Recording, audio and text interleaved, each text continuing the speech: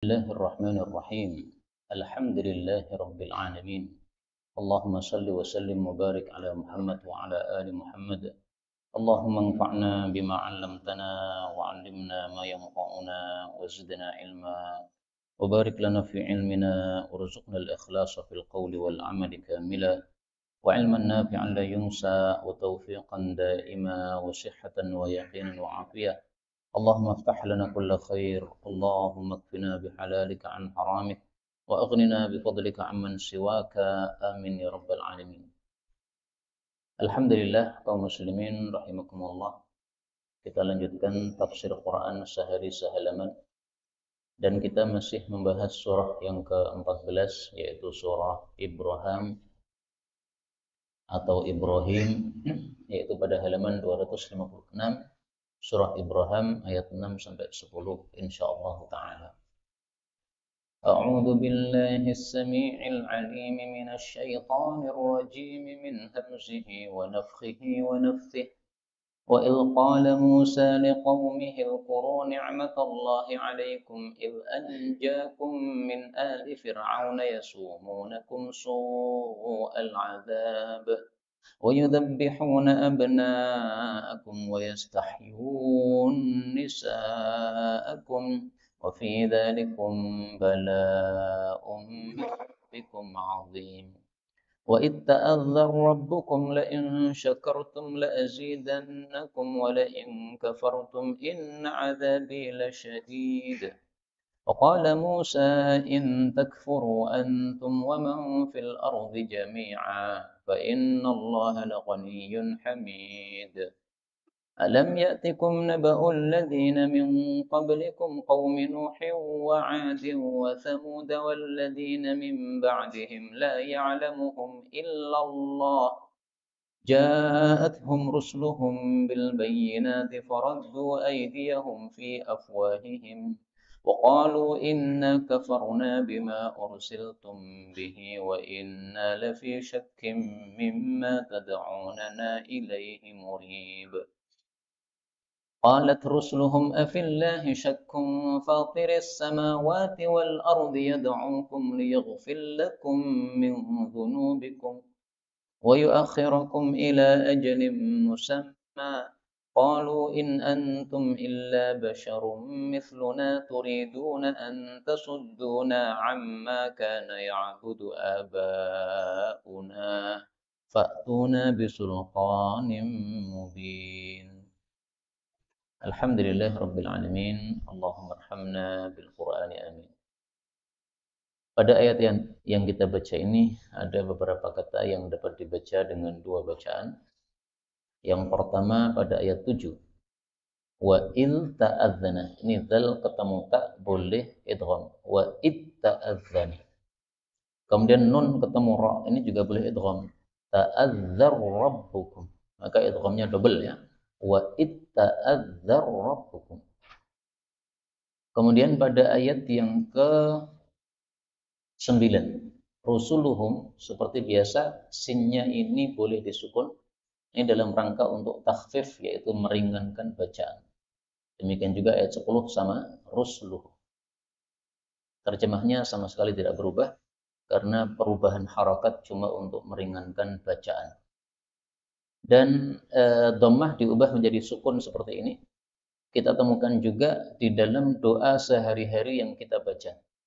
Yang mungkin kita tidak sadar, tapi sebenarnya sama dengan ini, yaitu doa ketika kita masuk kamar kecil. Allahumma inni a'udzubika minal khubuthi. Nah, khubuth ini baknya boleh disukun untuk meringankan. Minal khubuthi wal khaba'ith. Terjemahnya tidak berubah ya. Al-khubuth atau khubuth itu adalah setan laki-laki, khaba'ith ini setan perempuan. Adapun tafsirnya secara ringkas, Allah katakan pada surah Ibrahim ayat 6. Wa'il dan ingatlah ketika qala berkata Musa, Nabi Musa alaihi salam, liqaumihi kepada kaumnya yaitu Bani Israel. Ulkuru ingatlah wahai Bani Israel, ni'matallahi, nikmatnya Allah alaikum kepada kalian. Apa itu nikmatnya? Ketika anjakum, Allah selamatkan kalian min ali Fir'aun, dari pengikut Fir'aun. Yasumunakum, mereka menimpakan kepada kalian su'al adabi, azab yang jelek, maksudnya yang dahsyat. Wa yudzabbihuna, dan mereka menyembelih-nyembelih, maksudnya menyembelih berulang-ulang, abna'akum, anak-anak laki-laki kalian. Wa yastahyun, dan mereka membiarkan hidup nisa'akum, wanita-wanita kalian. Wa fi dzalikum, dan di dalam hal itu balaun, ada nikmat, min rabbikum, dari pemelihara kalian, azimun, yang besar, nikmatnya besar. Kaum muslimin rahimani wa rahimakumullah, ayat ini menunjukkan bahwa Nabi Musa menyuruh Bani Israel untuk mengingat-ingat nikmat Allah supaya mereka bisa mensyukuri nikmat Allah. Jadi mensyukuri nikmat Allah itu adalah satu perintah agama yang berlaku pada masa dulu, pada syariat dulu, maupun pada masa syariat sekarang ini. Nikmat Allah harus disyukuri. Yang mensyukuri nikmat Allah, Allah akan tambah nikmatnya. Jika nikmat Allah dikufuri, maka Allah akan putuskan nikmatnya. Bagaimana supaya kita bisa mensyukuri nikmat Allah? Rasulullah Shallallahu Alaihi Wasallam bersabda, barang siapa yang mengatakan pada waktu pagi maupun pada waktu sore hari, syukra yaumi. Man qala, barang siapa yang berkata hina yusbih, ketika masuk waktu pagi, Allahumma ma asbaha bi min ni'matin aw bi ahadin min khalqik faminka wahdak la syarika lak falakal hamdu wa lakas syukru ala dzalik. Ya Allah, apapun pagi ini yang datang nikmat untukku maupun siapapun dari makhlukmu, maka semua nikmat itu sumbernya darimu saja. Tidak ada sekutu bagimu, maka hanya bagimu segala pujian dan hanya bagimu syukur atas nikmat tadi. Siapa yang mengatakan itu berarti sudah menunaikan kewajiban syukur untuk hari itu. Wa man qala misla dzalik hina yumsi, dan siapa yang mengucapkannya lagi ketika sore hari, berarti sudah menunaikan kewajiban syukur pada malam tersebut. Nah, untuk sore hari, asbaha ini diganti dengan amsa. Maka mari kita praktekkan langsung, kita baca Allahumma ma amsa bi min ni'matin aw bi ahadin min khalqik faminka wahdaka la syarika laka falakal hamdu walakas syukru ala dzalik. Ini hadisnya sahih riwayat Abu Dawud. Jadi kalau kita ingin termasuk orang-orang yang mensyukuri nikmat Allah, ini pagi sore tolong dibaca. Mulai malam ini sampai kita mati nanti. Supaya kita tidak termasuk orang-orang yang mengkufuri nikmat Allah Subhanahu wa taala. Ada satu hadis tetapi dhaif. Tetapi diamalkan tidak apa-apa karena hanya fadilah amal. Dalam hadis dhaif itu disebutkan, tidaklah Allah memberikan nikmat kepada hamba lalu dia mengucapkan alhamdulillah, berarti dia sudah menunaikan syukurnya. Kalau dia mengucapkan lagi yang kedua, alhamdulillah, maka Allah akan perbaharui pahalanya. Kalau dia mengatakan lagi alhamdulillah yang ketiga, maka Allah akan ampuni dosa-dosanya. Maka hadis ini menghasung kita mengucapkan alhamdulillah ketika mendapat nikmat sampai 3 kali. Tahmid pertama untuk mensyukuri nikmat. Tahmid kedua supaya pahalanya diperbarui oleh Allah. Tahmid yang ketiga supaya dosa-dosa diampuni oleh Allah. Sekali lagi, hadis ini dhaif. Tetapi karena hanya fadilah amal, silahkan diamalkan. Tidak ada masalah. Maka kalau ada nikmat, ucapkan 3 kali alhamdulillah, alhamdulillah, alhamdulillah. Hadis ini disahihkan oleh Imam Hakim. Tetapi para ulama tidak setuju. Karena di dalamnya ada rawi bernama Abdurrahman bin Qais. Ini seorang rawi yang dhaif, bahkan dianggap pendusta oleh Ibnu Mahdi dan Abu Zur'ah. Maka benarnya hadis itu tidak sahih. Tapi sekali lagi ya, bisa diamalkan karena hanya masalah fadilah amal. Kita ambil beberapa faedah dari ayat ini. Faedah yang pertama, Nabi Musa alaihi salatu wassalam menyuruh kaumnya untuk udhkuru, mengingat nikmat Allah Subhanahu wa taala. Jadi kehidupan kita, kan ada musibah, ada nikmat kan. Maka yang diingat-ingat itu jangan musibahnya, tapi ingatlah nikmatnya. Orang kalau mengingat-ingat musibah, akhirnya pusing terus, murung terus wajahnya. Sehingga dia sakit gara-gara mengingat musibah. Coba kalau yang kita ingat itu adalah nikmat-nikmat. Maka yang ada senang lagi, bersyukur lagi. Ada satu teori saya dapatkan dari seseorang. Sebelum tidur tulislah 3 nikmat Allah Subhanahu wa taala yang kita dapatkan hari ini. Misalnya hari ini kita mendapatkan dagangan laris. Nah, maka kita tulis, alhamdulillah hari ini daganganku laris. Yang kedua misalnya, tadi kita mendapatkan hadiah dari seseorang. Nah, maka tulis lagi, alhamdulillah hari ini saya dapat hadiah. Misalnya lagi, hari ini kita sholatnya tidak terlambat. Nah, tulis lagi, alhamdulillah hari ini saya sholat tidak pernah terlambat. Sama sekali, 5 kali sholat. Nah, maka sebelum tidur, kalau kita menulis 3 nikmat Allah, ini nanti akan terngiang-ngiang sampai kepala kita, sampai kita tidur, sampai bangun lagi. Sehingga yang teringat hanyalah nikmat Allah.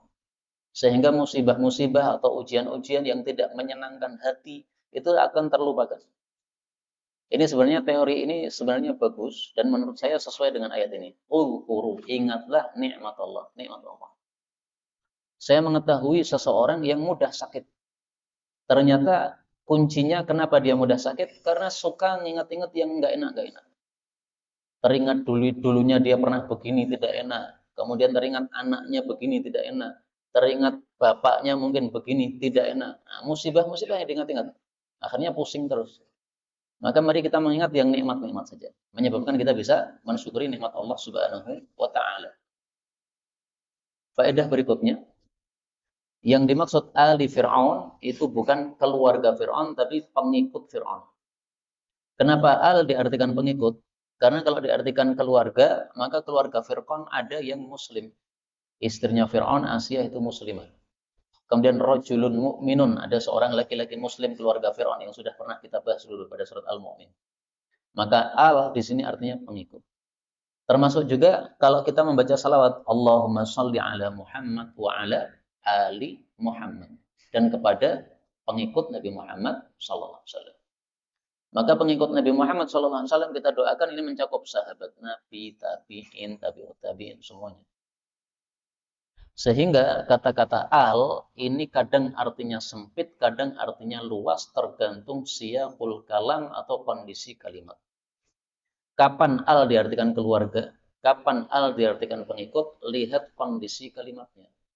Di sini nggak bisa diartikan keluarga. Kenapa? Karena Fir'aun tidak semua keluarganya kafir. Tapi kalau diartikan pengikut, benar. Karena semua pengikut Fir'aun pasti kafir. Bisa dipahami? Jadi melihat kepada siyaqul kalam, kondisi kalimatnya. Kemudian dalam ayat ini disebutkan yudzabbihuna abna'akum. Kenapa tidak yadhbahun, tetapi yudzabbih pakai tasydid pada ba-nya? Karena tasydid itu menunjukkan arti berulang-ulang. Dan mereka menyembelih anak itu berulang-ulang. Tidak hanya 1-2 kali.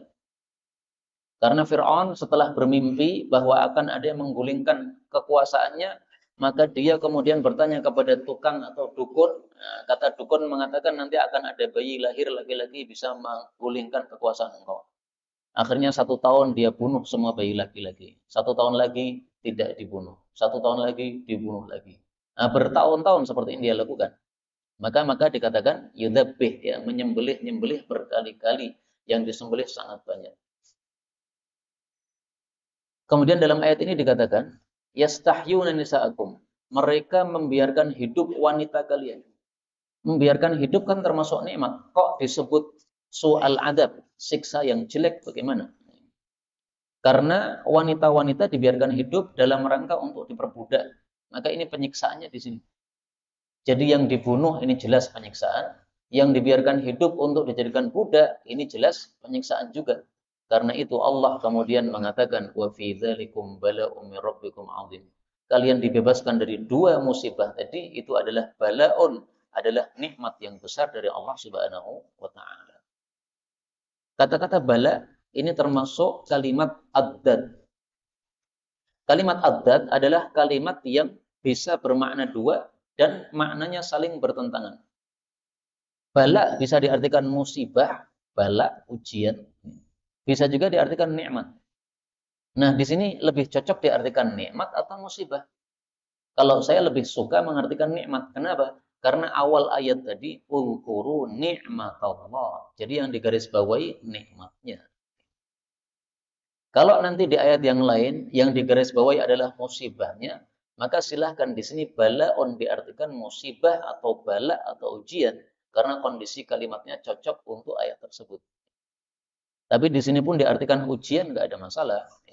Karena dzalikum itu kembalinya bukan kepada anjakum, yaitu penyelamatan Allah, tapi kembalinya kepada yasumunakum. Mereka menimpakan kepada kalian siksaan yang jelek.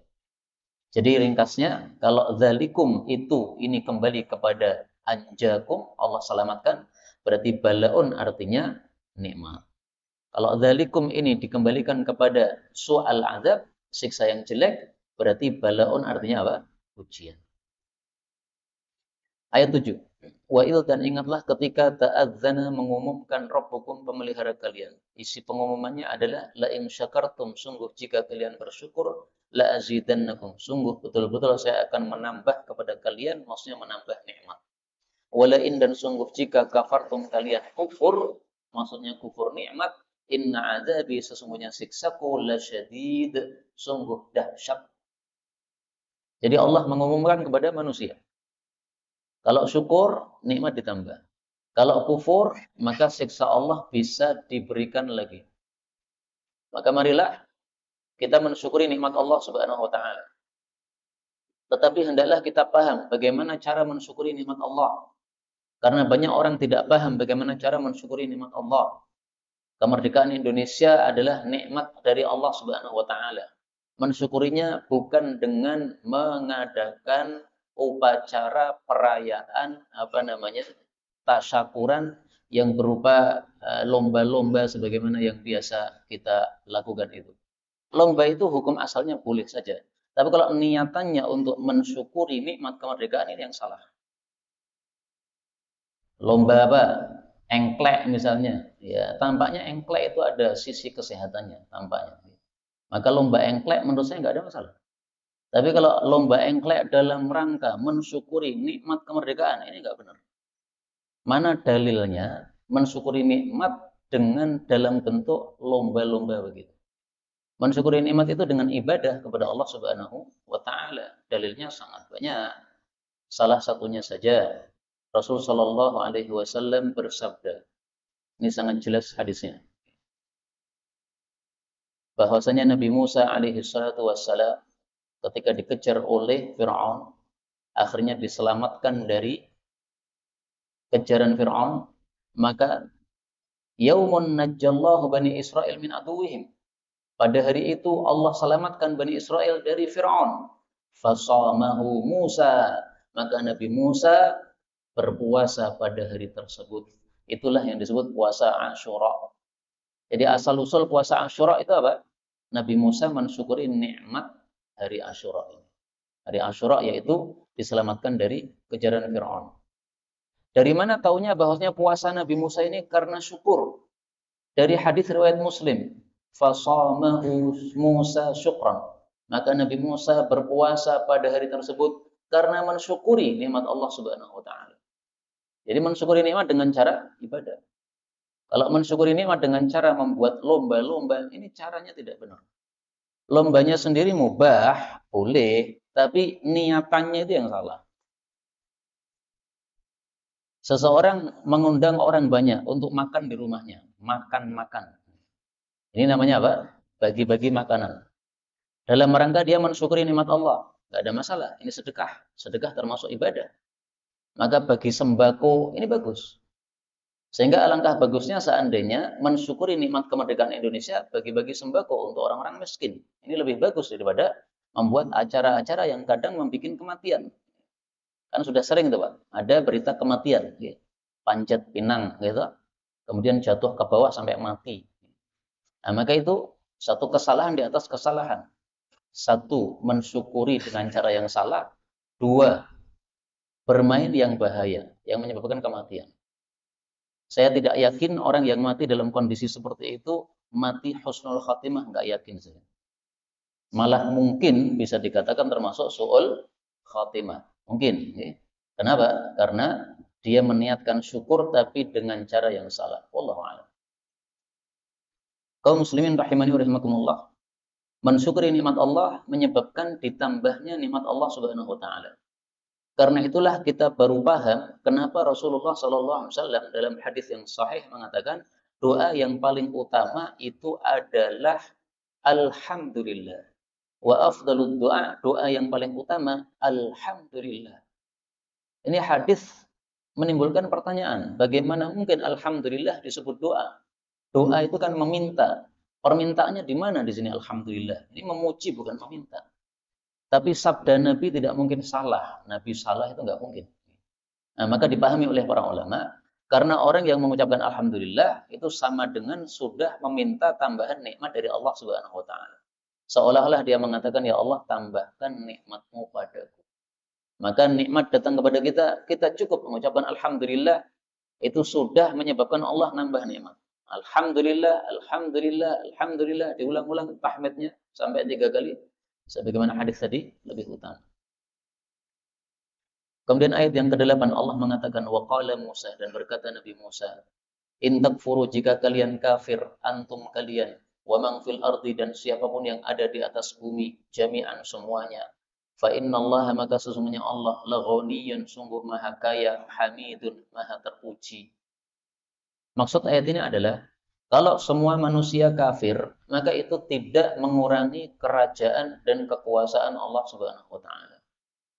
Jadi Allah itu tetap maha kuasa, Allah itu tetap maha raja, meskipun semua manusia kafir. Sebaliknya, seandainya seluruh manusia ini beriman, Allah juga tidak tambah berkuasa, itu juga enggak. Jadi ibadah manusia atau kafirnya manusia ini enggak ada kaitannya untuk Allah Subhanahu wa taala. Itu untuk diri kita sendiri. Ayat seperti ini banyak kita temukan dalam Quran. Saya tampilkan satu saja, yaitu tentang perintah ibadah haji. Pada surat Ali Imran ayat yang ke-97. Walillahi 'alan nasi hajjul bait. Kewajiban manusia untuk melakukan haji bagi yang sudah mampu.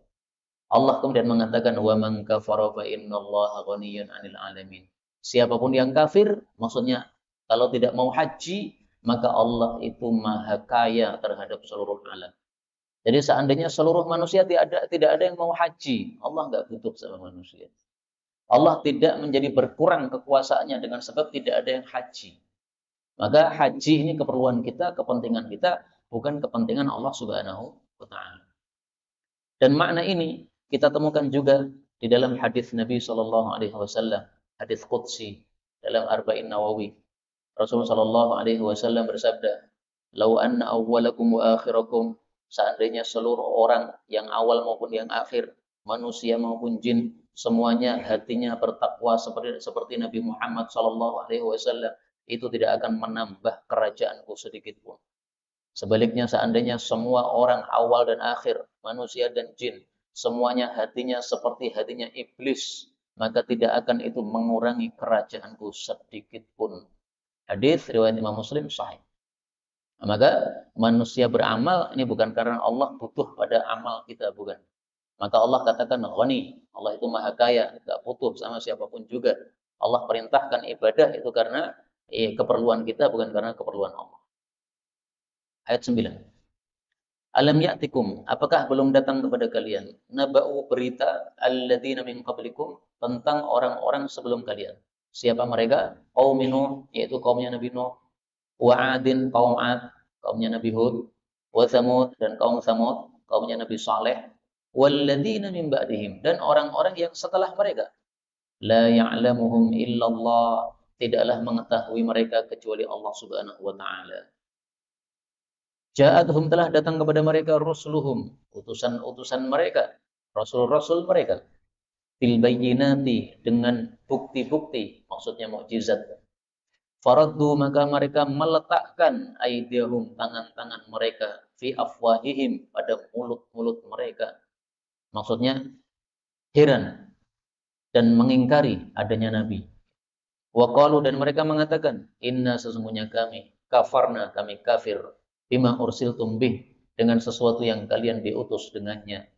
Wa inna, dan sesungguhnya kami, lafi syakkin, sungguh berada dalam keraguan, mimma tad'unana, dari apa yang engkau mengajak kami, ilaihi, kepadanya, muribin, yang menyebabkan keraguan.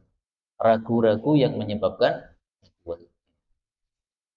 Kaum muslimin rahimani wa rahimakumullah. Ayat ini menyuruh orang-orang kafir Quraisy untuk mengingat-ingat naba'ul ladzina min qablihim. Berita umat-umat terdahulu yang mereka didatangi oleh Rasul, kemudian mereka kafir. Akhirnya disiksa oleh Allah Subhanahu wa taala. Sehingga maksud ayat ini adalah menyuruh kaum Quraisy untuk mengingat umat terdahulu sehingga mengambil pelajaran darinya. Jangan sampai kisah yang berlalu itu kembali terulang pada orang-orang Quraisy. Jangan sampai mereka disiksa oleh Allah gara-gara mengingkari Nabi Muhammad sallallahu alaihi wasallam. Maka dari sini kita ambil pelajaran bahwasanya cerita-cerita di dalam Al-Qur'an itu tujuannya untuk diambil ibrah atau diambil pelajaran. Sebagaimana disebutkan oleh Allah dalam surat Yusuf. Allah mengatakan, laqad kana fi qasasihim ibrah. Surat Yusuf ayat 111. Sungguh-sungguh di dalam kisah-kisah mereka ada pelajaran bagi orang-orang yang memiliki akal. Maka cerita dalam Quran ini yang paling penting pelajarannya, bukan nama-nama tokohnya. Sehingga nama-nama tokoh ini seringkali nggak disebut dalam Quran. Siapa musuhnya Nabi Ibrahim, nggak disebut namanya. Meskipun semua kita tahu ya namanya Namrud, tapi Quran nggak pernah menyebut nama Namrud, itu nggak pernah ada. Demikian juga Abu Jahal, apa ada namanya dalam Quran? Nggak ada. Karena nggak penting nama-nama itu, yang paling penting adalah pelajaran yang dapat diambil darinya. Demikian juga Allah Subhanahu wa taala mengatakan fa'tabiru, ambillah pelajaran, pada surat Al-Hasyr ayat 2. Ya ulil absar, wahai orang-orang yang memiliki pandangan. Setelah Allah menceritakan tentang kasusnya Yahudi Bani Nadir.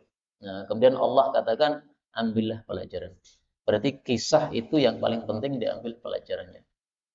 Maka kitab tafsir yang dianggap cukup bagus adalah kitab tafsir As-Sa'di. Karena kitab tafsir As-Sa'di itu memperbanyak mengambil pelajaran dari ayat-ayat kisah. Nanti coba yang punya kitab tafsir Sa'di di rumah dibuka ayat-ayat kisah. Bagaimana cara Syekh Sa'di menjelaskan ayat-ayat tersebut. Dia ambil banyak-banyak pelajaran. Dari ayat ini diambil pelajaran 1, 2, 3, disebutkan semuanya oleh beliau. Nah, ini cara yang bagus di dalam menyampaikan tafsir tentang kisah-kisah untuk umat-umat terdahulu. Kita ambil beberapa faedah dari ayat ini. Faedah yang pertama, disebutkan Nabi Nuh pertama kali, sementara nabi-nabi sebelumnya tidak disebutkan, seperti Nabi Adam dan yang lain-lain. Karena semua orang sebelum Nabi Nuh itu mereka iman kepada Allah Subhanahu wa taala. Tidak ada yang kafir, enggak ada. Kapan muncul kekafiran atau kesyirikan? Mulai Nabi Nuh alaihissalatu wassalam. Gara-gara orang-orang kalau sudah ada yang mati dari kalangan orang-orang saleh, maka dibuat patungnya. Ditaruh di masjid. Ketika mereka ibadah sambil melihat patung tadi. Supaya ingat bagaimana kesalehan patung tersebut, orang tersebut. Tetapi lama-lama orang semakin bodoh, akhirnya patung itu yang disembah. Nah, mulai itu muncul kesyirikan pada masa Nabi Nuh alaihissalatu wassalam. Sehingga Allah kirimkan Nabi Nuh untuk melenyapkan kesyirikan yang ada di atas muka bumi. Itulah rahasianya kenapa disebutkan di sini kaum Nuh, sementara nabi-nabi yang lain tidak disebutkan. Faedah berikutnya. Allah katakan la ya'lamuhum illallah. Tidak ada yang mengetahui tentang umat-umat terdahulu selain Allah. Berarti Nabi Muhammad pun juga tidak tahu. Maka Nabi Muhammad tidak mengetahui perkara yang gaib. Siapa yang mengatakan Nabi Muhammad tahu perkara yang gaib, berarti dia sudah syirik kepada Allah Subhanahu wa taala. Dari ayat ini juga kita ambil pelajaran bahwa nasab-nasab yang disebutkan oleh orang-orang tentang nasabnya Nabi Muhammad SAW yang disebutkan runtut bersambung sampai Nabi Adam, itu jelas salah dan bohong. Dari mana taunya nasab itu? Padahal di sini Allah katakan la ya'lam illallah. Maka saya tidak begitu tertarik dan tidak begitu suka orang ngapalkan nasab Nabi Muhammad sampai Nabi Adam. Untuk apa kamu hafalkan gitu? Padahal itu kebohongan. Apakah untuk pamer di hadapan publik? Ini saya hafal nasab Nabi Muhammad sampai Nabi Adam. Kalau tujuannya untuk pamer, nggak ada pahalanya, malah berdosa. Kalau tujuannya untuk hafalan, apa fungsinya menghafalkan sesuatu yang dusta? Mari kita lihat dalil bahwasanya nasab itu dusta. Nasab yang panjang tersebut dusta. Dalam satu hadis disebutkan, kadzaban nasabun, telah dusta orang-orang ahli nasab itu, yang menyebutkan nasab secara runtut sampai Nabi Adam itu. Qala Allah Ta'ala, karena Allah Ta'ala mengatakan, wa qurunan baina dzalika katsira. Dan ada generasi-generasi di antara itu yang sangat banyak. La ya'lamuhum illallah, tidak mengetahui mereka selain Allah Subhanahu wa Ta'ala. Maka tidak usah terpukau dengan orang yang apa? Hafal nasab Nabi Muhammad sampai Nabi Adam. Gak ada gunanya ngapalkan nasab tersebut. Nasabnya Nabi Muhammad SAW yang disepakati itu sampai Adnan saja. Di atas Adnan gak ada yang tahu kebenarannya. Maka dalam hadis yang lain disebutkan, kadzaba kana idan tasaba, apabila Nabi menyebutkan nasab, lam yujawiz fi nisbatihi Ma'ad ibn Adnan. Beliau tidak akan melewati nasabnya sampai Ma'ad bin Adnan saja. Tidak akan melewati lebih daripada Ma'ad bin Adnan. Nah, di sini ada tambahan Ibni Udad. Ini tidak sahih ya. Karena yang sahih itu sampai Adnan saja, kakek Nabi Muhammad SAW yang namanya disepakati benar oleh para ulama ahli nasab. Tapi di atas Adnan sampai kepada Nabi Ibrahim, sampai kepada Nabi Adam, ini tidak ada yang mengetahui selain Allah Subhanahu wa Ta'ala. Faedah berikutnya. Dalam ayat ini disebutkan bahwasanya para rasul itu datang dengan bayinat, dengan mukjizat. Maka setiap rasul diutus oleh Allah pasti membawa mukjizat. Kenapa? Supaya orang yang kafir itu tidak punya alasan untuk menolak risalah yang dibawa oleh Nabi tersebut. Rasul sallallahu alaihi wasallam bersabda, "Ma minal anbiya'i min nabiyyin", tidak ada seorang nabi pun illa waqad u'tiya minal ayat, kecuali pasti diberi mukjizat, ma mithluhu amana alaihi al-bashar, yang dengan mukjizat itu manusia bisa beriman terhadap nabi tersebut. Nah, sehingga kalau ada yang kafir, maka pasti tidak memiliki uzur atau alasan sama sekali untuk menolak dakwah yang dibawa oleh nabi tersebut. Faedah berikutnya. Allah Subhanahu wa taala menyebutkan di sini bahwa orang-orang kafir ketika didatangi mukjizat, faraddu aydiyahum fi afwahihim. Mereka letakkan tangan pada mulut mereka. Maksudnya seperti orang kaget, takjub, heran. Tetapi mereka tidak mau beriman juga. Mereka malah mengatakan, murid, ini yang kamu bawa ini adalah sesuatu yang meragukan. Kami tidak percaya. Maka orang kafir itu, meskipun 1000 dalil disampaikan, tetap tidak akan ada gunanya bagi mereka, karena mereka hatinya sudah kotor dulu sehingga tidak bisa kemasukan kebaikan. Karena itu marilah kita bersihkan hati, karena kalau hati kotor efeknya akan seperti ini. Disampaikan 1000 dalil pun gak akan terima. Malah milih mengikuti kekotoran yang ada dalam hati. Termasuk su'udzon, ya, persangkaan yang buruk kepada seseorang, itu jangan kita turuti. Ada seseorang melakukan sesuatu, kemudian ada tafsiran buruk yang muncul dalam hati kita. Wah, ini orang ini melakukan ini pasti begini. Dari mana taunya bahwasanya itu pasti begitu? Kalau kamu tak mengetahui isi hatinya, silahkan. Tapi kalau tidak mengetahui isi hatinya, jangan menebak-nebak yang jelek-jelek begitu. Makanya para ulama mengatakan, kalau ada saudara kita melakukan satu keburukan, yang zahir di mata kita keburukan, tapi bisa ditafsiri dengan kebaikan. Maka seandainya tafsiran keburukan itu ada 70, tapi tafsiran kebaikannya cuma 1, maka dahulukan tafsir yang baik. Kalau itu adalah yang melakukan saudara kita sesama muslim. Nah, kalau semua kita melakukan seperti ini, tidak mungkin ada suudzon di tengah-tengah kita kaum muslimin, sehingga tidak mungkin ada pertentangan di antara kaum muslimin. Tapi sayangnya setan itu tidak rela seperti itu. Setan pasti merasuki hati manusia, sehingga dibisikkan yang buruk-buruk. Ini orang ini melakukan ini, berarti begini, berarti begini. Nah, kalau kita turuti suudzon itu yang terbisik dalam hati, berarti kita sudah terjerumus dalam perangkapnya setan. A'udzubillahi min syarri dzalik. Itu contoh dari kekotoran hati yang harus kita hilangkan. Jangan sampai seperti orang-orang kafir ini mengikuti kotoran hati mereka. Ayat terakhir. Qalat berkata rusuluhum, utusan-utusan Allah kepada mereka. Afillahi syakkun, apakah tentang Allah ada keraguan? Afillahi syakkun, ini ada dua tafsiran. Maksudnya, yang pertama, apakah tentang adanya Allah itu diragukan? Adanya Allah tidak bisa diragukan. Karena ada buktinya, yaitu makhluk-makhluknya Allah ini. Seperti seorang sopir yang ada di dalam mobil yang mobilnya gelap karena hitam kacanya. Tapi kalau mobilnya berjalan dan bisa belok dan bisa berhenti, kita yakin tanpa ragu-ragu pasti ada sopirnya. Nah, alam semesta ini juga begitu, teratur seperti ini pasti ada yang nyetiri, itu Allah Subhanahu wa taala. Maka tidak ada keraguan adanya Allah meskipun mata kita tidak pernah melihat Allah Subhanahu wa taala. Ini tafsiran yang pertama. Tafsiran yang kedua, afillahi syakkun. Apakah tentang mengesahkan Allah dalam ibadah itu perlu ragu? Ya, jangan ragu untuk mengesahkan Allah dalam ibadah.